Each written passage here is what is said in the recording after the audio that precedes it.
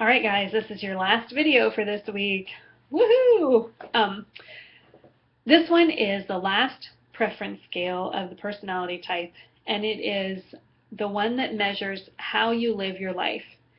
And again, we're looking at behaviors here. So how you live your life is really kind of broad and vague. It makes a lot more sense when I define the two different letters. But the first thing I'm going to say is you would have gotten either a J for judging or a P for perceiving.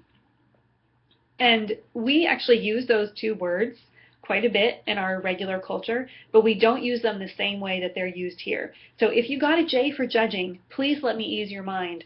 It does not mean at all that you are a judgmental person. I've had students take this before and write me emails that they're actually kind of angry because the assessment said that they were judgmental. And the students who do that don't take the time to read the information. You can look at the report in front of you. There's a definition right there. It does not mean that you're judgmental, just to leave it at that. What it does mean is that people who get a J tend to be people who live their life in more systematic ways and with tools and processes that really work for them. So I'd like you to think, if you were a J person, I'd like you to think about where you put your keys. Is it in the same place? What do you do with your backpack when you get home from from school, excuse me? Does it go in the same place?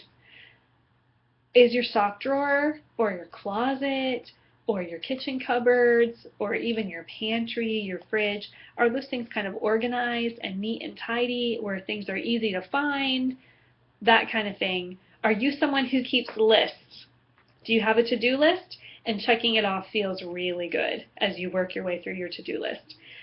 Some people who might be super strong J's, which means that on your report you might have had more of that box shaded, or just a silly J thing, is that maybe you have something that you do during the day that was not on your list, and you'll go ahead and pencil it in just so you can check it off.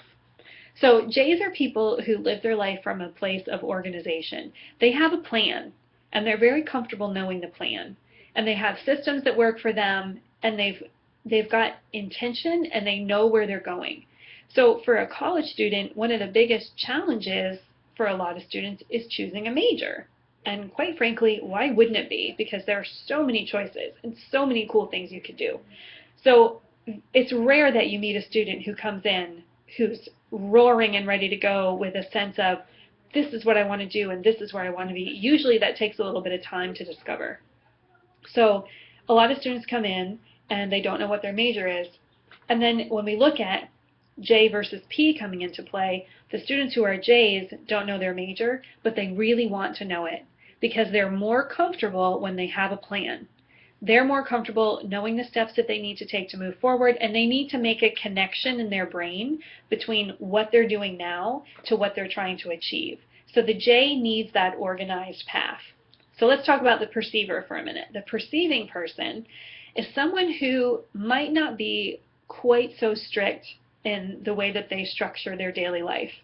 So maybe the Tupperware cabinet has the Tupperware thrown in, whereas the J person has like a stack of containers with the matching lids underneath or something.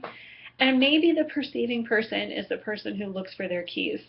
Maybe the perceiving person is the person who doesn't make definite plans for the weekend because they just want to make sure they leave all their options open. If it's a Saturday morning and you wake up and you think, I don't have anything I have to do today, the perceiving person is cool with that. Maybe they'll sleep a little bit later, maybe they'll take a long shower and go to a nice breakfast and just kind of hang out and see what happens and what opportunity presents itself. The judging person, on the other hand, might wake up on a Saturday with nothing to do and be like, oh, awesome, I don't have anything I have to do. Let me grab my list. I'm going to make a list of all the things that I could do or I want to do that I've been putting off because I haven't had time. So even in a day that there doesn't have to be a plan, they still want the plan because that's what makes them comfortable. Now remember, you could be a little bit of a J in some parts of your life, but not like that in other parts. So this is another one where if I go back to me, I'm very much on the line. I am big time J with schoolwork. It actually mortifies me this week that your work is going up a day late. Again, I'm so sorry for that. But I've got my list of tasks that I need to complete every week, the days that I need to do them, and I usually stay pretty on top of things. and I like to check them off. I have my to-do list. I was just looking around thinking, where's my to-do list so I can show them? But I guess it's back over in my bag. But I have, every morning I write a list in this little journal that I keep, and I check things off for work. So that's what happens here at TCC. At home is a different story.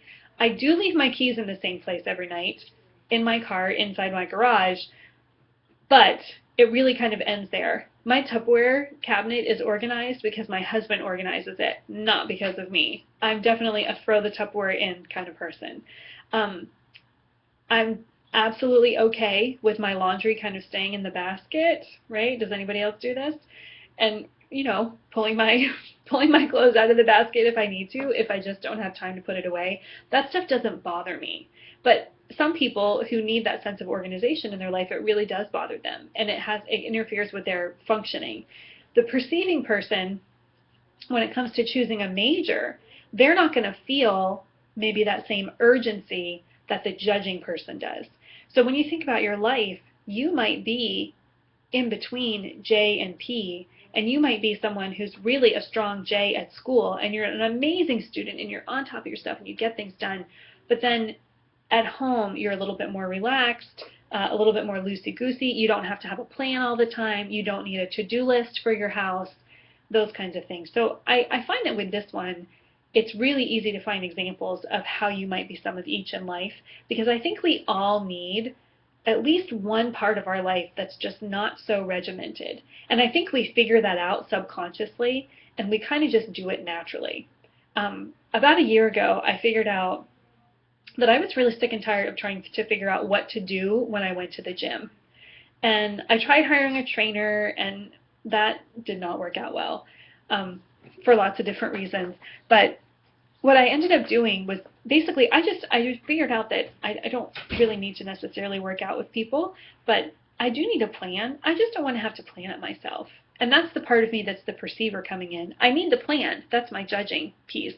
But I don't need to be the person who plans it. And I'm starting to notice other changes, probably because I became a parent and now I'm a little bit stretched thin. But sometimes now when someone, when another mom calls me or emails me like, hey, let's meet at the park at 4 o'clock on Thursday, oh my gosh, the clouds just parted and the sun's shining down because someone else just gave me the plan.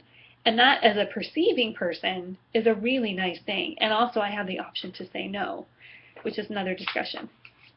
But anyway, so the judging versus perceiving has to do with whether or not you're someone who approaches life from a place of kind of, I don't want to use the word strict, but someone who is organized and clear and wants to know what the next step is, and that's where they're comfortable. They're comfortable with something to guide them and knowing both in their mind and then often written down what's going to happen next or what's my system for this.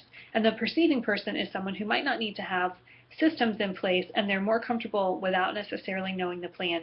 Oh, and then when it comes to choosing the major for the perceiving student, it might be that they could switch more often, but it might also just be that they don't feel as much pressure. And I see it when I teach this class, because there's a big piece of college success that has to do with making sure you know your major. And I see some students who really take it very seriously and kind of get a little worked up about it. And then there's other students who also take it seriously, but their reaction is not the same. They don't get worked up about it because they look at it differently. They look at it like, it's my first semester, I've still got a little bit of time. It is true, by the way, you don't have to know your major in your first semester, but they do want you to know it, hopefully by the end of your first year. So I hope that this has been informative. Again, please email me if you have any questions about this, and I will look forward to checking out what kinds of personalities you guys have and reading your discussion board post. Take care. Bye.